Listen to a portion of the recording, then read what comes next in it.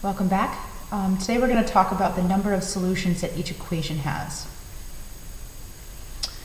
Okay, so in the past we've been seeing equations that look just like this, where if I isolate the variable here, I can just quickly get what this is.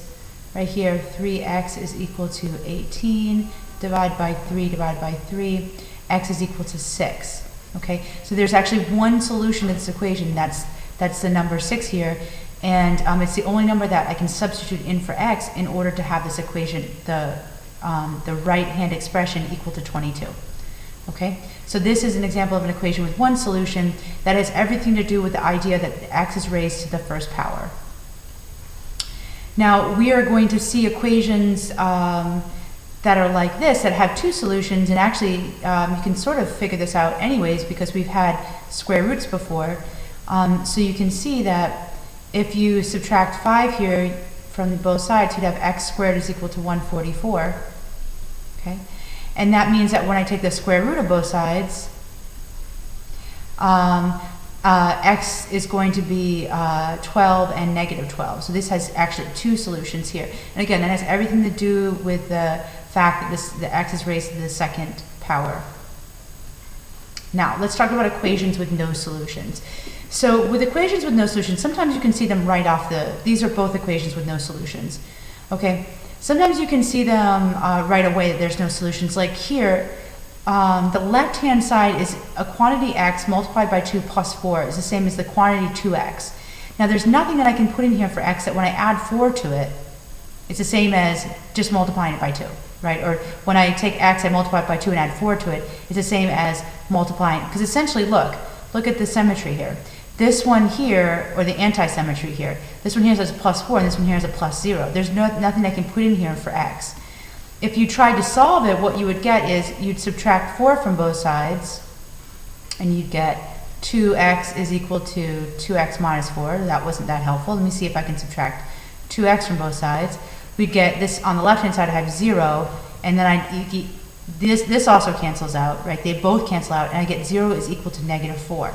This is a false statement. I cannot have 0 equal to negative 4. When you arrive at a false statement, you know that you have come upon an equation with no solution. And it's very possible. It just means that the equation, there's nothing that you can insert into the equation to have x can't be equal to anything such that the left-hand side is equal to the right-hand side. This again, if I tried to start solving this, I could say, oh, this is negative 8x plus negative 4. And again, this is the right-hand side is negative 8x minus 2. And there's no way, like here, if I added 8x to both sides, I would come up with this statement that, because these would cancel and these would cancel, I'd come up with a statement that negative 4 is equal to negative 2. And that's, again, that's false. So one integer can't equal the other integer. So in this case, you're going to come up, when you have an equation with no solutions and you try to solve it, you're going to have a situation where you have like a is equal to b, where a and b are integers. And you know this is a false statement. So if this is a false statement, it can lead you back to the idea that there's no solutions to this equation.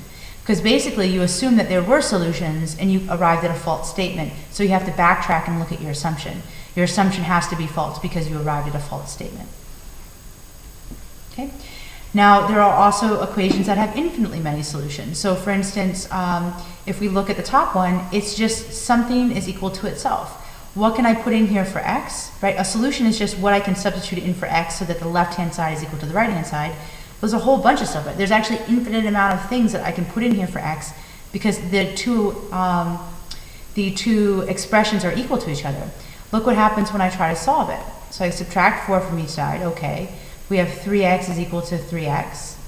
And I subtract 3x from both sides, and I end up getting 0 is equal to 0. So when equations have infinitely many solutions and you try to solve them, you end up just saying 0 is equal to 0, or some other truth statement like, you know, you could have 1 is equal to 1.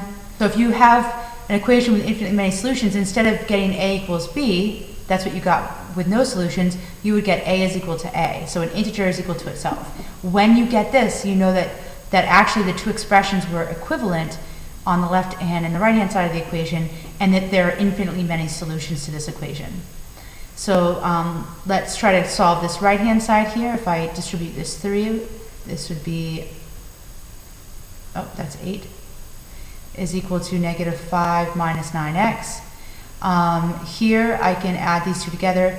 3 minus 8 is negative 5, so this would be like negative 9x minus 5, and negative 5 minus 9x. Remember, we can just switch this around into negative 9 minus 5x, or 5, and that's equal to negative 9x minus 5.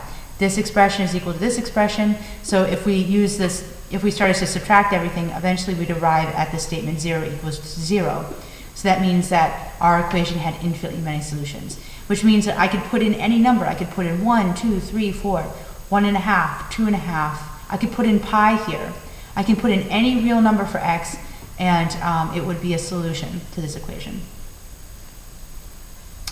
Okay, to build equations with no solutions, you want to start with you want to work backwards and start with a nonsense. So let's say 1 is equal to 2, which you know is false. Okay, and then we can do the same thing to both sides, like 1x is equal to 2x. Okay, so I've multiplied them. Actually, there's an x here that 0 would work in this situation. So we can add things like x's to both sides. So 1 plus x is equal to 2 plus x. You could have said 1 plus 2x is equal to 2 plus 2x, and that's still an equation with no solutions, because the right-hand expression, there's nothing you could put in to have 2x plus 2 be the same as 2x plus 1. Okay, so start with something that isn't true and work backwards. But make sure that if the first step I made was incorrect, because if I multiply each side, if I start here and I multiply each side by x, there is actually a solution to this equation, and that would be 0, right? If I put 0 in here for x, I'd have 0 is equal to 0. That's the only solution to this equation, so don't do that. All right, how to build an equation with infinitely many solutions? Again, start with something that's a true statement. So we go 2 is equal to 2, sure. Let's do the same thing from both sides. Let's go 2x is equal to 2x.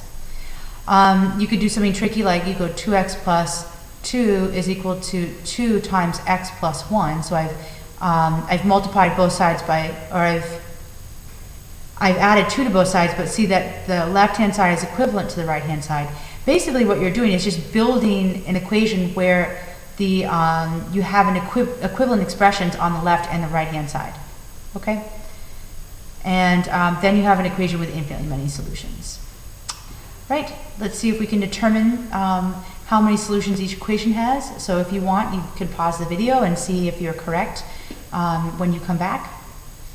So here, if I start to subtract, like let me subtract a here, I would say 3 is equal to a plus 3. And here I can already see if I subtract 3 from both sides, I'd have a is equal to 0. So be careful, because actually this actually had one solution, which is 0. So I could put 0 in here, and then the left-hand side would be equal to 3. And if I put 0 in here, it'd be 2 times 0 plus 3, but that's just 0 plus 3, which is 3. So there's actually one solution to this equation, and that's because I could put 0 in here, and that would knock out this term right here. So the constants are the same, but the coefficients on the a are not the same, but that's fine, because I could always knock out that coefficient by substituting the value of 0 in, or knock out the term with the coefficient. Okay.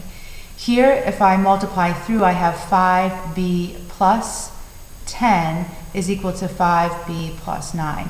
So in this situation, since these are the same, but the constants are not the same, there's no solution to this equation, because if I subtracted 5b from both sides, I'd arrive at the statement that 9 is equal to 10, and you know that's not true. So there's no solutions here. Okay. Sometimes when there's no solutions, we use a little symbol called the null set, which is like this 0 with a slash through it. Okay. We can also use these brackets that are like curly brackets, but they're empty inside. So no solution comes in these. Sometimes it's written as like curly brackets that are empty, or this symbol that's like a 0 with a slash through it. That's called the null set. It's a German derivative set. Okay. Okay, let's multiply this through here. So we'd have 6h plus 12 minus 3 and we have 6h plus 9 on the side, so let's carry that down. And that's, if I combine those, I have 6h plus 9. So here the left-hand side is equal to the right-hand side, so there's infinite amount of solutions, okay?